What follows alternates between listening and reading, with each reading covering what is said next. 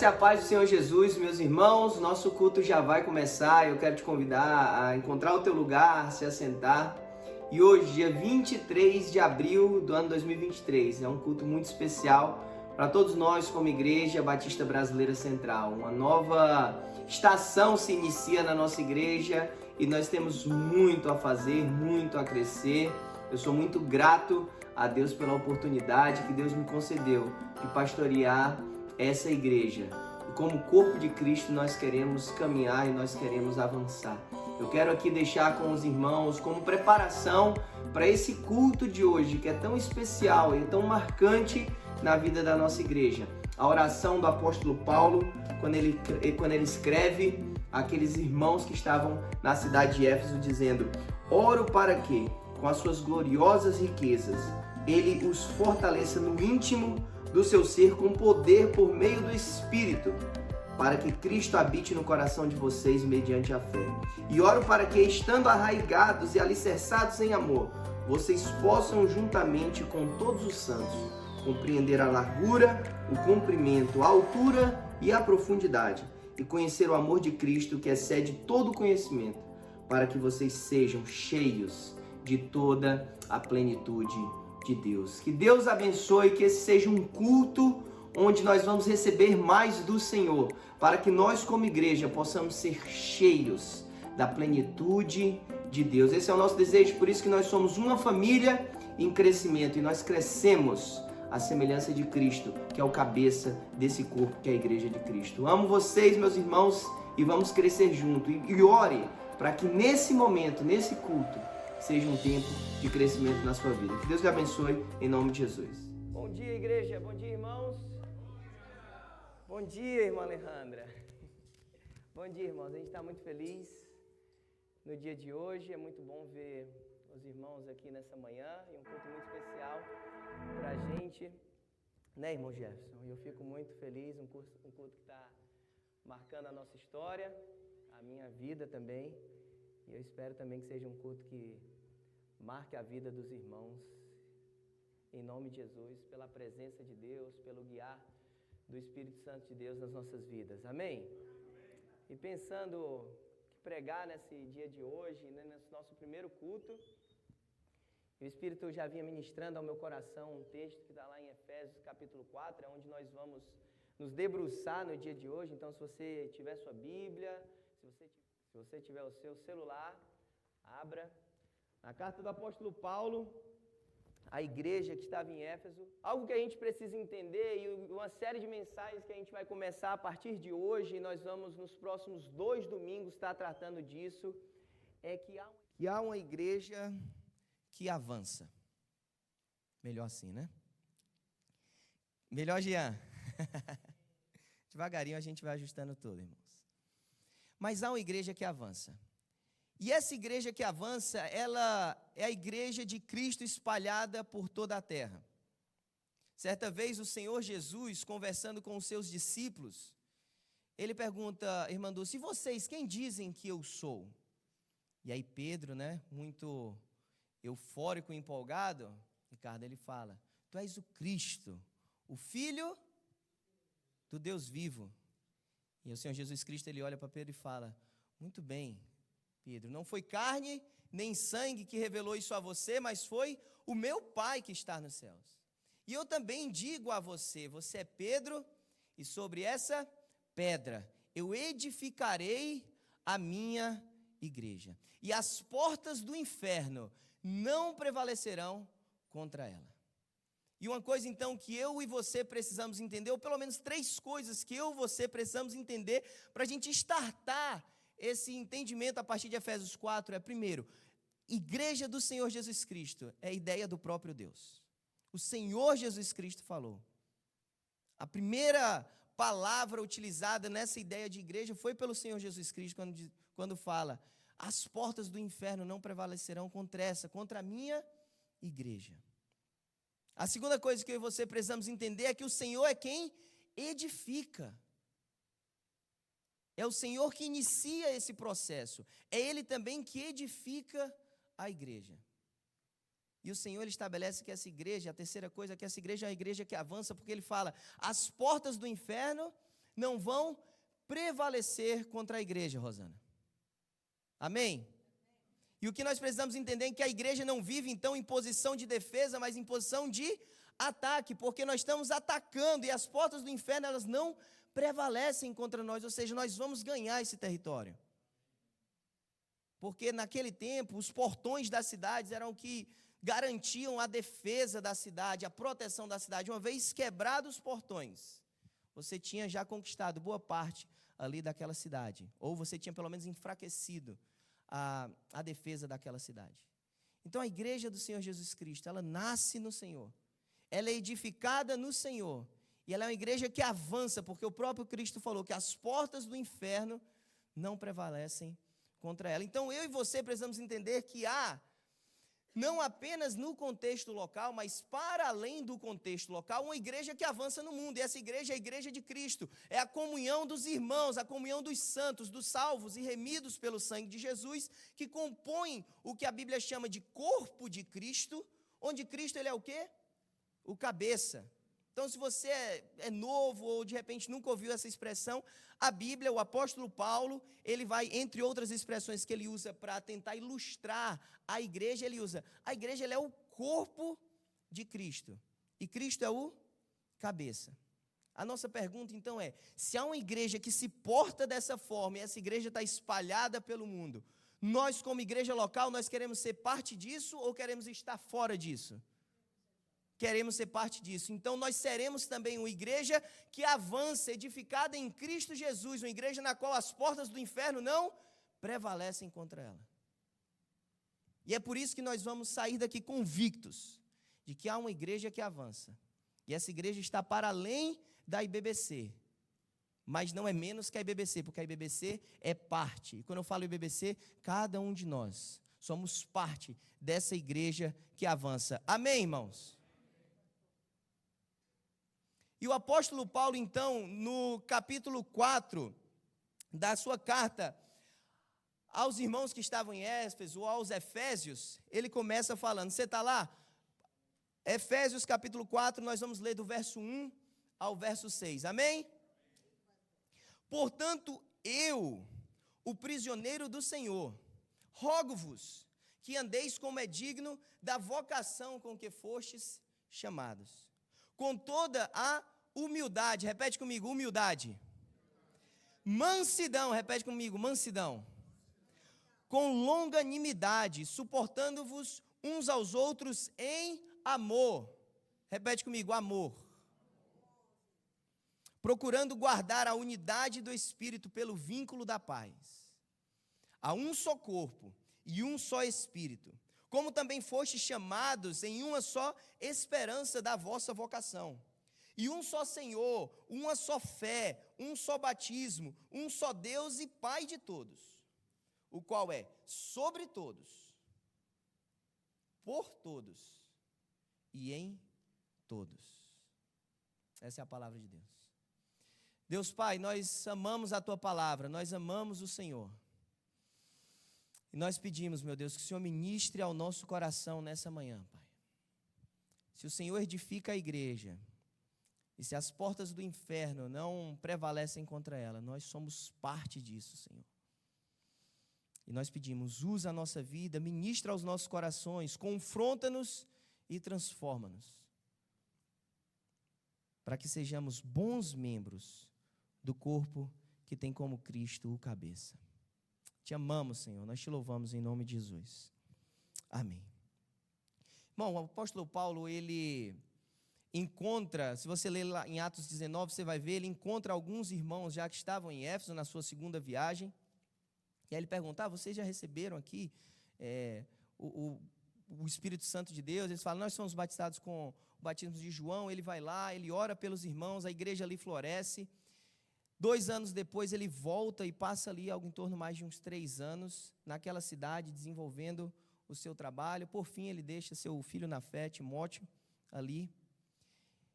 E essa carta aos Efésios é diferente, por exemplo, da carta como nós conversávamos ontem, Ricardo, aos Coríntios, que é uma carta cheia de exortação, cheia de repreensão, dizendo, olha, vocês não façam isso, cuidem na hora que vão fazer isso, prestem atenção nisso. A carta à igreja, ou aos irmãos que estão em Éfeso, ela é uma carta de encorajamento. Ele vai encorajando os irmãos, e nos 3 primeiros capítulos, se os irmãos puderem e quiserem ler a palavra de Deus durante a semana, leiam. Até porque no próximo domingo a gente vai estar continuando esse capítulo 4. Mas ele vem encorajando. Em Efésios capítulo 2, a partir do verso 4, por exemplo, que o apóstolo Paulo vai dizer, nós estávamos mortos nos nossos delitos, nos nossos pecados, mas Deus, com o seu grande amor com que nos amou, nos vivificou juntamente com Cristo, e pela graça sois salvos. Efésios 2,8, talvez um dos mais conhecidos, vai dizer, pela graça vocês são salvos mediante a fé. Isso não vem de vocês, é graça, é dom de Deus. Não vem de obras para que ninguém se glorie, mas ele é dom de Deus. E por que ele está explicando tudo isso? Porque era uma igreja basicamente, ou era uma comunidade basicamente formada por judeus e por gentios, ou seja, aqueles que não pertenciam ao grupo dos judeus.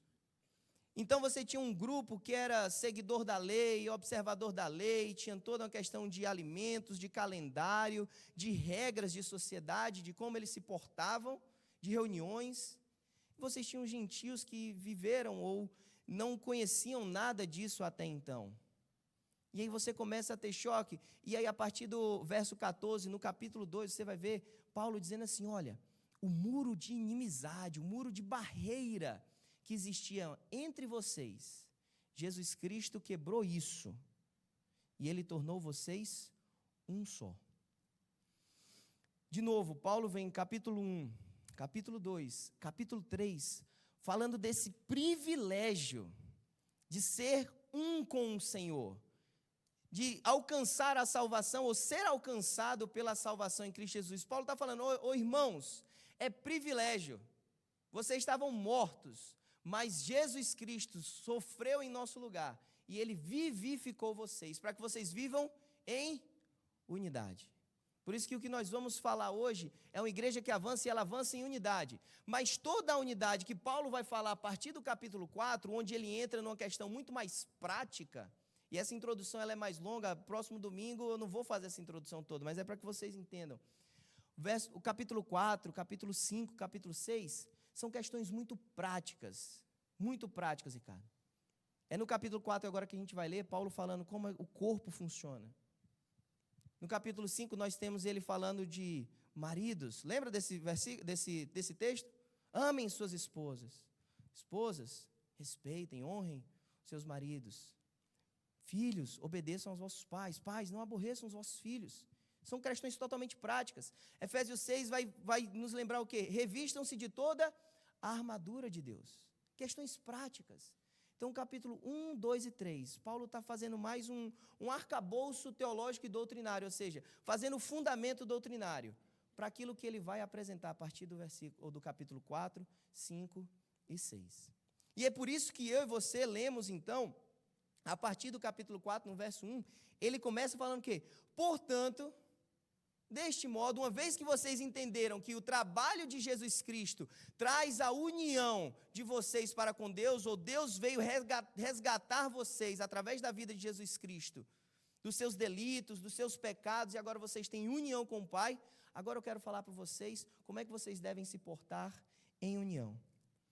E aí é interessante pensar que a primeira coisa que Paulo começa falando, estando preso, possivelmente aqui preso em Roma, ele está dizendo assim, eu preso, Emerson, eu não peço minha liberdade, eu preso, não estou pedindo para vocês tentarem falar com alguém para conseguir aqui uma minorante na minha pena, eu preso, não estou pedindo nenhum benefício a respeito da minha prisão, eu estou rogando para vocês sobre uma conduta, porque por esse evangelho aqui eu vivo, eu morro, e eu peço a vocês que vocês se portem de uma maneira digna.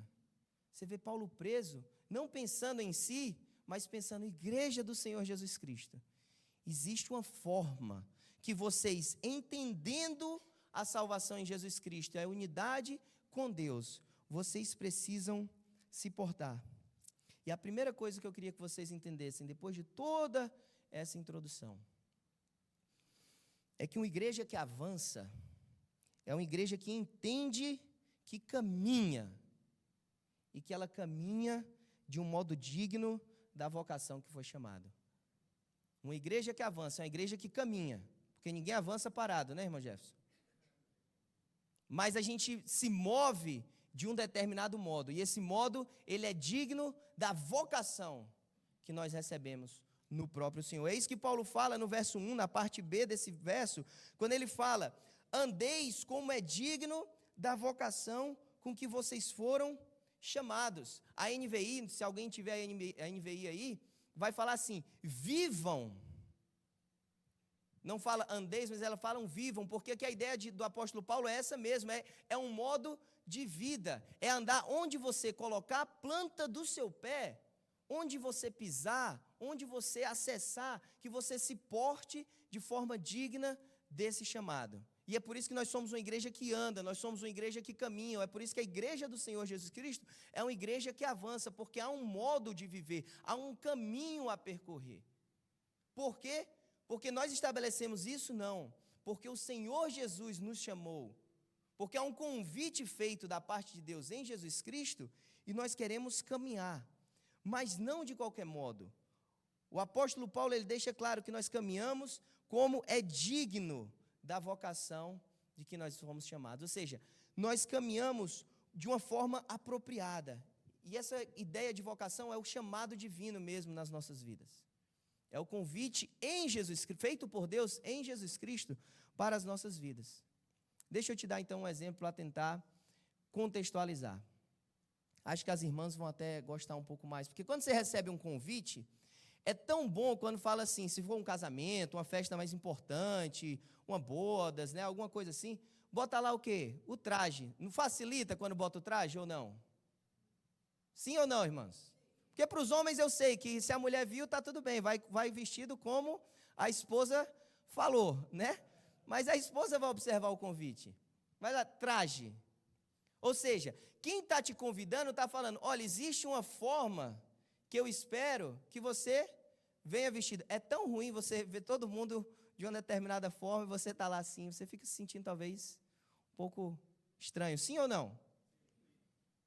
Talvez aqui no contexto da igreja, as crianças assim, você bota lá, PJ Night, né? Venham todos de roupa de esporte. Aí só vem um Capitão América. E o resto é todo mundo Cowboys, Patriots, Ceará, né? Só time grande. E aí você tem lá alguém, o Superman ali. A criança, coitada, o pai vai ficar: meu Deus, eu não vi o traje. Sim ou não? O que o apóstolo Paulo, claro, num contexto muito mais sério a respeito da nossa conduta de vida, ele está dizendo: olha, existe uma conduta que vocês precisam seguir a partir desse chamado que vocês receberam. E agora é que são elas, Ricardo. Porque não é fácil essa conduta. Quem acha que a vida cristã é fácil, ela simplesmente acontece, não é. Nós precisamos de quem? Do Espírito Santo de Deus. E para buscá-lo, ou para deixar, usando também a expressão do próprio apóstolo Paulo, deixem-se encher pelo Espírito, nós precisamos viver uma vida espiritual com intencionalidade. Nós precisamos acordar dizendo: eu quero buscar a Deus. Nós precisamos acordar dizendo: eu quero ler a palavra do Senhor. Nós precisamos desejar matar o nosso próprio eu para que a vida do Senhor resplandeça em nós. Isso não vai acontecer se você não entender que você tem parte no trabalho do Senhor na sua vida. Senão era muito fácil, a gente cruzava os braços e estava tudo feito. É assim que funciona, Ricardo? Não é. Você simplesmente olhou a capa da Bíblia, conhece tudo sobre a palavra de Deus e sobre o Senhor? Não, você precisa beber dessa fonte, você precisa se alimentar, você precisa interagir, você precisa conhecer. E aí o estilo de vida que o apóstolo Paulo começa falando para a gente é mais ou menos assim, ou é assim. Versículo 2. Você pode ler comigo? Com toda a humildade e mansidão. Repete comigo de novo. Humildade. Mais forte, irmãos. Humildade. Esse é um primeiro aspecto do que o apóstolo Paulo está pedindo para a gente. E vamos entender uma coisa. Quando a Bíblia fala assim, façam isso, é porque naturalmente nós temos uma tendência de não fazer. Quando a Bíblia fala assim, não façam, é porque a gente tem uma natural tendência de fazer. Porque a Bíblia dita o nosso modo de vida novo, a nossa novidade de vida. Então, se o apóstolo Paulo, inspirado pelo Espírito Santo de Deus, está dizendo assim, com humildade, o que a gente entende? Que é fácil ou difícil? Difícil, irmãos. E a humildade, ela é o primeiro passo para a gente ser uma igreja que avança em unidade. Se nós não formos humildes, nós não vamos querer aprender nem do Senhor, quanto mais uns com os outros. Mas a humildade não é agora, então tá bom, pastor, todo domingo agora a gente chega aqui dizendo, tá bom, eu não sou ninguém, não tenho valor nenhum.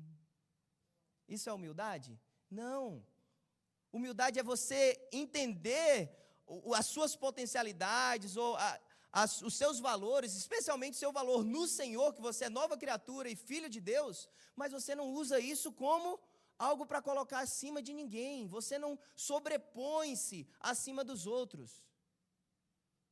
Você está dizendo, apesar de qualquer coisa, eu vivo para servir, eu coloco o outro acima de mim, eu sirvo ao próximo, e isso é uma característica de uma igreja que avança.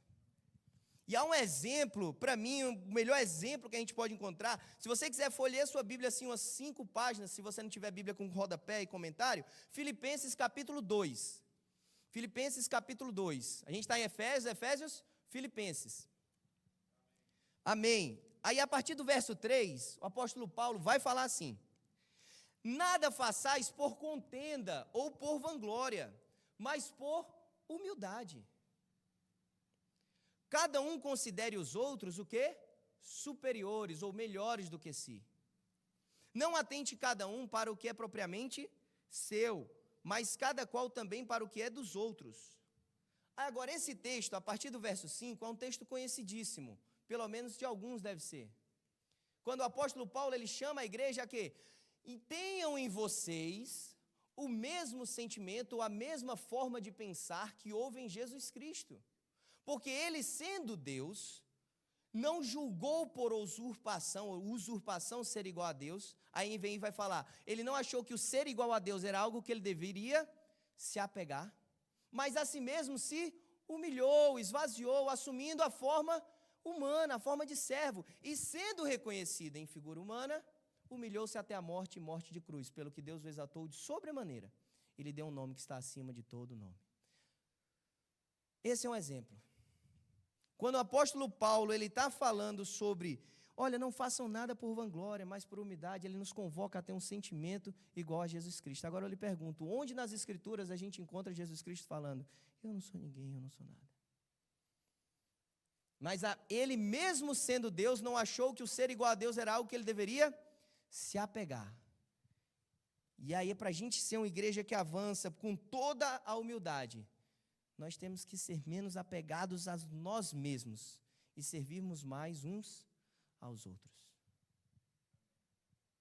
E aí Paulo, se você voltar lá para Efésios, não sei se você saiu ou não, ele não fala assim, com humildade, ele vai falar com toda a humildade.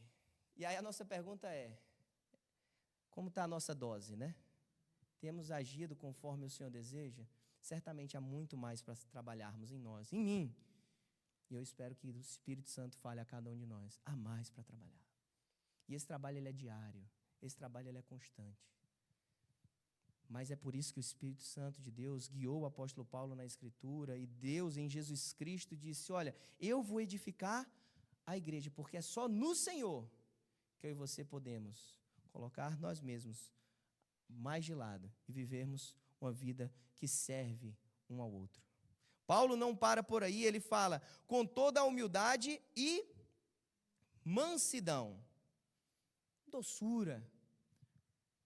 Irmãos, em família, isso acontece e é um fator de tanta divisão, a falta de mansidão, a falta de palavras suaves, amáveis, amabilidade. Na igreja é da mesma forma. Se nós não cuidarmos, e a gente não faz isso se nós não entendermos o primeiro passo, que é a humildade nos levando a essa mansidão, a esse espírito manso, a essa palavra suave que evita a ira, mas com a palavra branda desvia o furor. E eu oro no nome de Jesus Cristo, para que nós possamos ser essa igreja. E quando eu falo essa igreja, é porque nós vamos ser assim na nossa vida, e você vai ver, seu casamento vai ser abençoado, sua casa vai ser abençoada, no seu trabalho você vai ser diferenciado como alguém que é um cristão, que vive a palavra de Deus. Por quê? Porque isso são aspectos falidos no mundo lá fora, mas presentes na igreja de Cristo que avança. Amém? Com toda a humildade, com toda a mansidão, e com todo o quê? O que mais? Longanimidade. É uma palavra difícil, acho que os irmãos não falaram por conta disso. Podemos interpretar como paciência, então paciência, tá bom? Com toda a... Isso, irmãos. Longanimidade, eu fiquei repetindo isso ao longo da semana. Longanimidade, longanimidade. Senhor, não me deixa errar, seja longânimo comigo. Porque não é a humildade do domingo de manhã, não é a mansidão do domingo de manhã, ela é prolongada, ela é longânima, ela é paciente, ou seja, ela se estende no intervalo de tempo, porque é só assim que as nossas relações são fortalecidas como corpo de Cristo.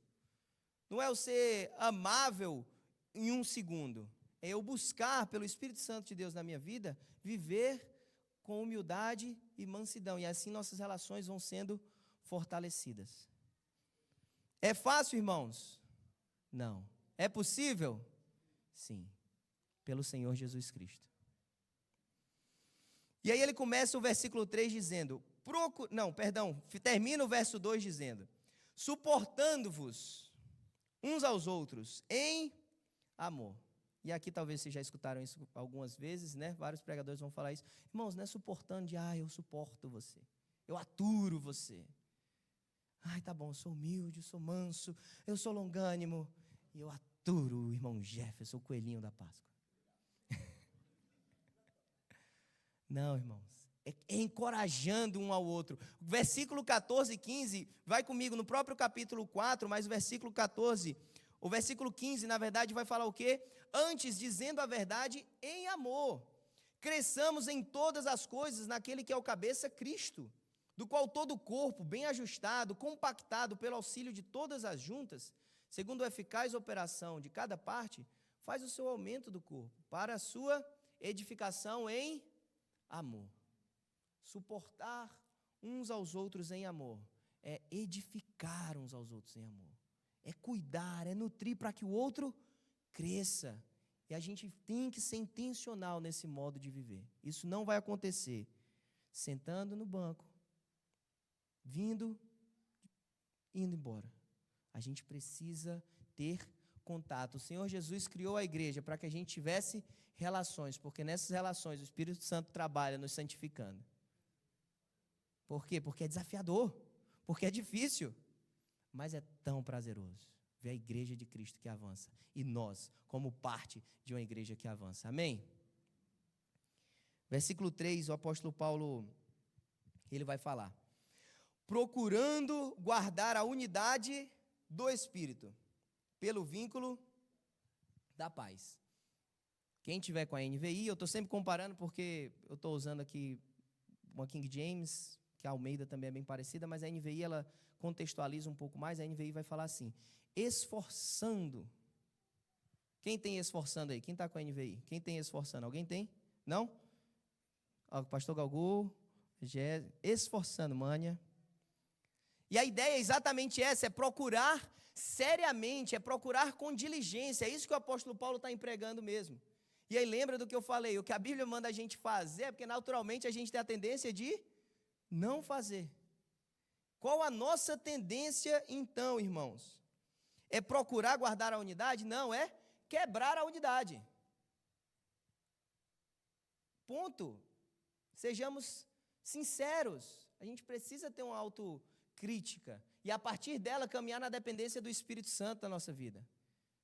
Ele está dizendo, olha, se esforcem para manter a unidade. Veja que ele não está dizendo, se esforcem para criar uma unidade. para fomentar uma unidade.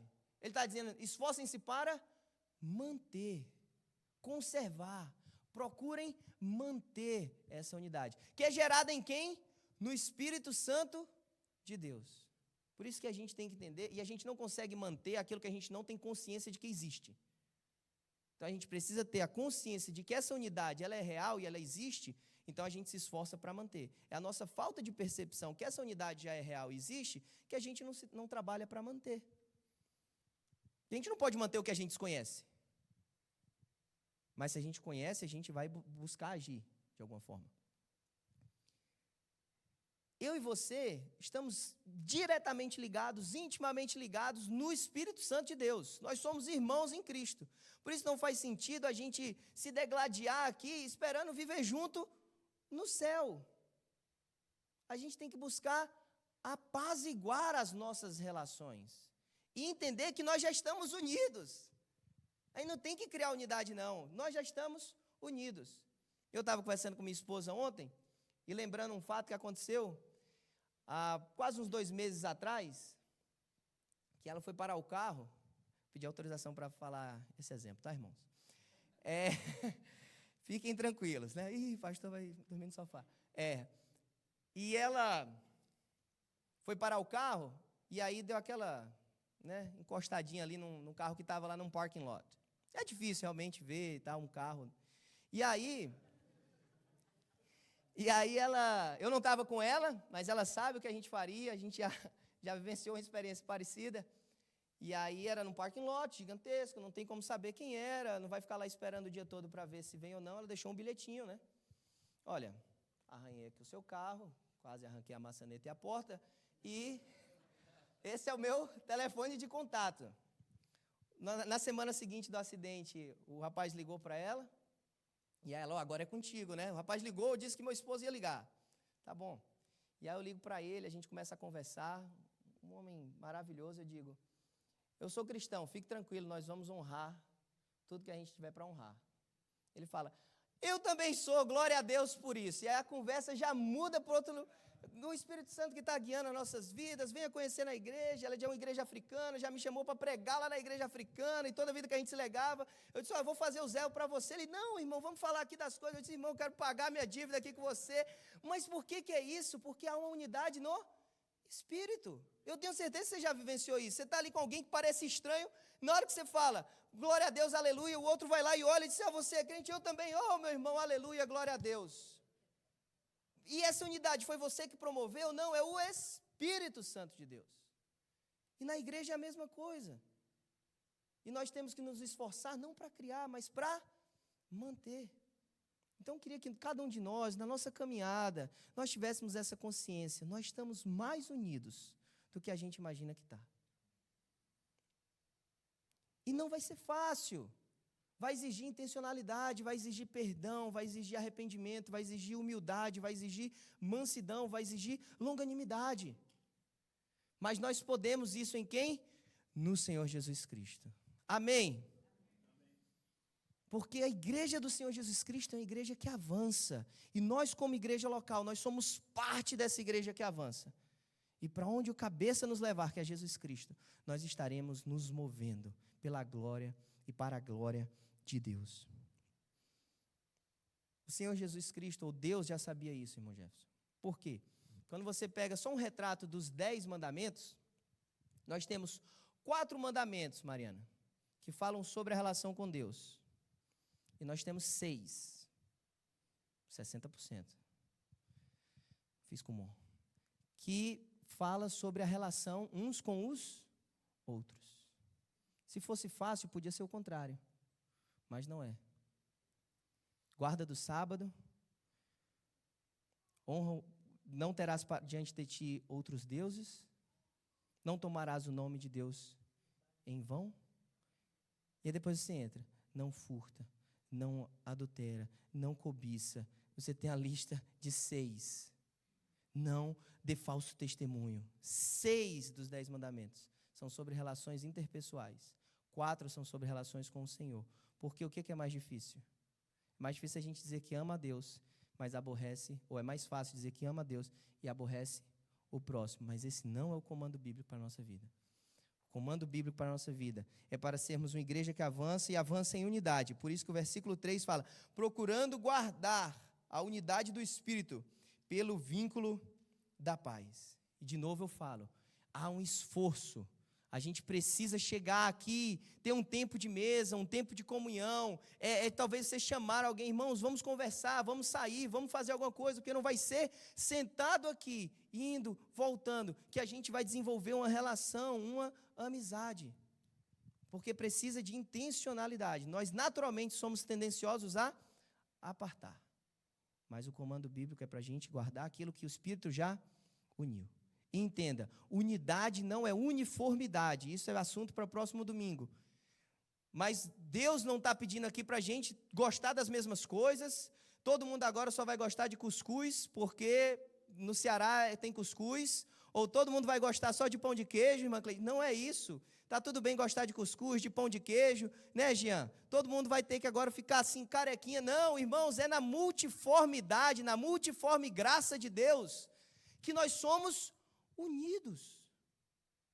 Então, ele está pedindo para manter a unidade do Espírito, não é de gosto, não é de preferência, não é de querer, mas é no e do Espírito Santo de Deus nas nossas vidas. A igreja não vai ser a multiplicação de eus, mas ela é a comunhão de nós. Isso é a igreja do Senhor, esse é o corpo de Cristo. Deixa eu falar uma coisa para você, você sozinho não é corpo. Eu sou o corpo de Cristo. Não, você é membro do corpo. Agora, nós somos corpo. Então, a gente precisa dessa relação, a gente precisa congregar. E esse corpo, ele avança. E porque somos membros desse corpo, não vamos ficar para trás, mas nós vamos avançar. Porque o corpo de Cristo ele é perfeito, ele caminha em unidade, ele caminha em sintonia. E eu caminho para terminar aqui, meus irmãos, quando no verso 4, o apóstolo Paulo, na verdade, há uma inserção aqui nesse A1, porque o apóstolo Paulo ele começa já dizendo, um só corpo, um só espírito. Como também foste chamados em uma só esperança da vossa vocação. A esperança é essa, que um dia essa união será perfeita, será sem esforço. A gente vai alcançar ela nos céus. No céu a gente vai ter o quê? O corpo de Cristo reunido, a igreja do Senhor ali, que não vai precisar mais de esforço, Carlos, para a gente estar sendo intencional, porque vai ser natural, vai ser a plenitude dessa manifestação que é o corpo de Cristo aqui na terra. A união e a unidade dos santos. E essa é a nossa esperança, essa é a esperança da nossa vocação, porque Ele chamou. Há um só, verso 5, há um só Senhor. Portanto, há um grupo único de servos. Nós não servimos vários senhores, nós servimos a um Senhor, o Senhor da igreja. Uma só fé, a fé no Filho de Deus. Um só batismo, onde somos levados ou ligados ao corpo de Cristo. Um só Deus e Pai de todos. E aqui eu e você precisamos meditar, mergulhar e entender. O qual é sobre todos, por todos ou através de todos e em todos. Aqui nós temos 3 aspectos que nos voltam a lembrar de por que essa unidade tem que existir. Porque Deus, na sua soberania, assim escolheu. Ele está sobre nós. É a transcendência do Senhor, é para além de nós, é para além da nossa vida e do nosso querer. Queira você ou não, Deus está sobre nós, Ele é maior do que nós. Mas Ele, na sua infinita graça e amor, ou na sua imanência, desejou ou decidiu agir através de nós, por nós como sua igreja. Mas não existe função no corpo se Ele não tiver em nós. É só pela presença do Espírito Santo de Deus nas nossas vidas que nós nos curvamos diante do Deus que está sobre nós. É só diante da presença do Espírito Santo de Deus nas nossas vidas que nós humildemente somos usados. Ele opera através de nós. se Ele opera através de nós, existem relações, existem interações. Deixa eu voltar para o exemplo do convite, aí aqui eu termino. Lembra do traje, irmãs, que ajuda? É como se o Senhor Jesus Cristo, Ele tivesse assim feito, ou alguém tivesse, na verdade, feito esse convite, e o traje não fosse apenas um passeio completo. Existe alguma coisa acima de passeio completo, assim, irmãos? De social completo. Pronto, acabei de descobrir. Então seria o ultra social completo. Entendeu? Algo assim que você olha e fala: meu Deus, que absurdo, essa pessoa vai fazer essa festa, agora eu vou ter que gastar horrores para comprar essa roupa. Porque é assim, né? Vai ter que comprar algo, não pode usar duas vezes, né? Amém? Só que no dia seguinte chega essa roupa para você, você diz: ah, Ele proveu. É assim no nosso Deus de graça e misericórdia. A Bíblia fala que Ele nos convocou e nos exigiu um modo digno da vocação, do convite que Ele fez. Mas a palavra também fala, irmão Jefferson, que aquele que começou a obra em nós, Ele é fiel para completar até o dia da vinda do nosso Senhor. O que eu e você precisamos para ter esse modo de vida tão desafiador já foi conquistado na cruz pelo Senhor Jesus Cristo. E a morte não tragou o nosso Deus, mas Ele venceu sobre a morte, e a vitória está garantida. Por conta disso, Ele não pede nada que Ele não nos habilite a fazer. Se Deus pede você para fazer algo, é porque Ele está te habilitando para viver dessa forma. Porque Ele é um Pai fiel, porque Ele é um Pai amoroso, porque Ele é um cabeça que cuida desse corpo. Irmãos, eu queria que a gente entendesse isso, que nós somos uma igreja que avança, mas nós somos uma igreja que avança em unidade, porque há um corpo, um Espírito, um Senhor e Pai de todos, que é sobre todos, através de todos e em todos. Fecha teu olho, vamos terminar orando ao Senhor. Eu vou. Deus Pai, nós somos gratos a Ti, meu Deus. Somos gratos, Pai, porque aquele que começou a obra em nós, Ele é fiel, Senhor, para cumprir. E é o Senhor que é fiel para cumprir. Eu peço, Deus, que pelo auxílio do Teu Espírito, o Senhor ministre aos nossos corações nessa manhã, Pai. E aqueles que não Te conhecem, Pai, aqueles que ainda não entregaram a vida plenamente ao Senhor Jesus Cristo, hoje é o dia, Pai. Essa é a hora. Ministra esses corações, Pai. Aqueles que já são, Pai, parte desse corpo, mas precisam entender essa intencionalidade e essa unidade que existe no Espírito, Pai. Ministra aos nossos corações, Pai, para que sejamos excelentes mantenedores daquilo que o Senhor já criou para nós, que é a unidade no Senhor e entre o corpo. Te amamos, Senhor. Te amamos, Senhor. Queria que você continuasse com sua cabeça curvada, com seus olhos fechados. E se você ainda não entregou sua vida para Jesus, se você ainda não entregou sua vida para Jesus, mas apesar dessa palavra ser tanto sobre um corpo que avança e funciona, você entende que é um privilégio termos esse convite no Senhor, a salvação em Jesus Cristo, e partilharmos desse corpo. Se você deseja entregar a sua vida para Jesus hoje, eu peço que você levante sua mão. Nós queremos te reconhecer e nos alegrarmos contigo. Se você deseja entregar sua vida para Jesus hoje,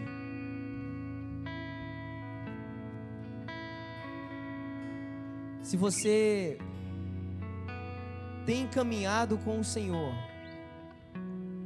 mas distante desse entendimento que há uma unidade que você precisa reconhecer, que você precisa ser intencional em manter essa unidade, e hoje você quer fazer esse compromisso dizendo: eu vou caminhar dessa forma, em humildade, mansidão, longanimidade, procurando manter o vínculo da unidade no Espírito. Se você deseja ser atuante nesse corpo, promovendo essa unidade ou mantendo essa unidade, e você deseja fazer esse compromisso com o Senhor, levanta a tua mão, nós queremos orar por você. Nós queremos orar por você. Você quer dar um passo dizendo, a partir de hoje vai ser diferente. É mais do Senhor. Isso, mantenha a sua mão, erga a sua mão, nós queremos orar por você. Deus Pai, eu oro, Pai, pelas mãos erguidas aqui nessa manhã, Pai.